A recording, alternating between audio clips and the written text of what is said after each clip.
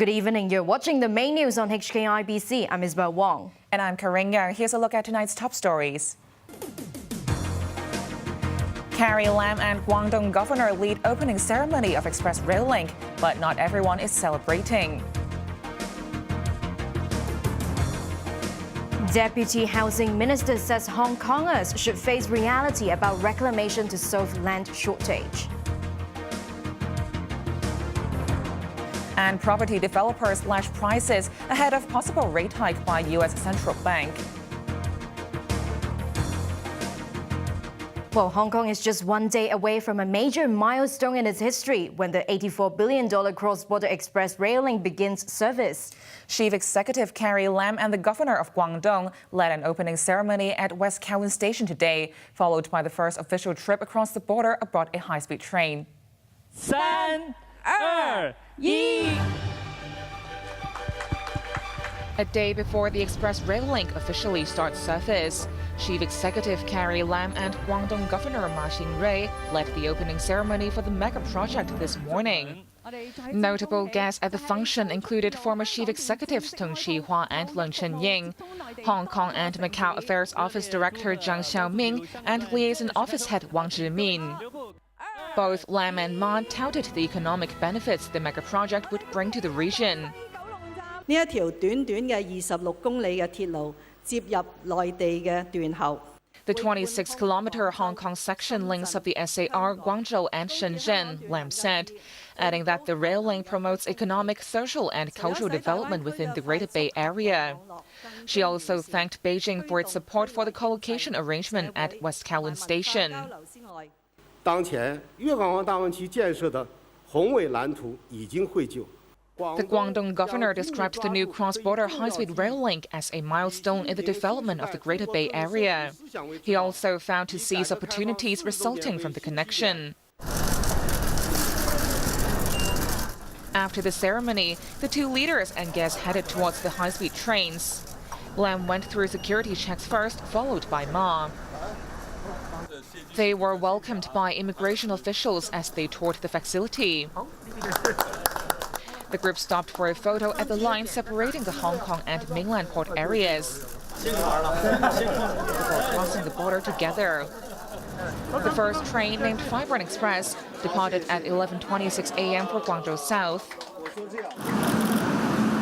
Travel time was 43 minutes, 4 minutes faster than expected. After she returned to Hong Kong on the same train, Lam was asked whether she would consider taking the high-speed train to Beijing for work trips. 如果我有充裕嘅時間咧，我都係好願意咧就坐高鐵去北京。 If I have enough time, I'm more than willing to take the high-speed train. But I have tight schedules and therefore long-haul trains are not the best choice, Lam said. Travel time between Hong Kong and Beijing is around 9 hours. Transport Secretary Frank Chan said that over 230,000 tickets for the express rail link have been sold so far. MTR Chairman Frederick Ma believed more people would opt to take the high-speed trains as it builds its reputation. The Hong Kong section of the rail link will open to the public tomorrow, with the first train departing West Kowloon Station for Shenzhen North at 7 a.m. Commerce and Economic Development Secretary Edward Yao said there would be 10 tour groups departing from the station tomorrow. He added that he expected to see more package tours take the trains in the future. Guests who joined the chief executive on her voyage applauded the service for its efficiency and comfort. But not everyone was happy with the launch. Protesters greeted guests before they boarded the train, who claimed the co-location arrangement damaged the one country, two systems principle. Yu Pin reports. Not everyone was in the mood to celebrate the launch of the express rail link this morning. Dozens of members from pro-democracy groups, Civil Human Rights Front and League of Social Democrats protested inside Kowloon Station. Before going to West Kowloon Terminus for the opening ceremony of the high-speed train service, guests gathered at the station. The protesters were not happy with the co-location arrangement, which allowed mainland authorities to enforce national laws inside the terminus. They said it would hurt the one country, two systems principle. The group also criticized the mega infrastructure project for being over budget. However, despite the demonstration, hundreds of guests, including Legislative Council members, managed to board the first high-speed train to Guangzhou South. Speaking after their ride, most guests said they were impressed by the train's efficiency. We were sitting in the second class, but it was quite spacious, and they have also free Wi-Fi, although it's quite limited time because for second class is 15 minutes, 2 sections. People will really enjoy it. It was 42 minutes to Guangzhou. We can go there for lunch and come back again.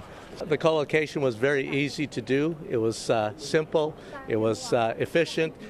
But lawmaker Michael Tian, who chairs Legislative Railways Subcommittee, said the overhead luggage compartments were too small. But then on each side of the train, there's a 3-seat. One passenger will easily hold up the area. And then at the end of the compartment, there's a little rack, okay, which is definitely not enough. In the long term, I think luggage is a problem. The express rail link's luggage rules are set according to mainland standards. Each passenger is allowed to carry luggage with a combined length, height and width of no more than 130 centimeters.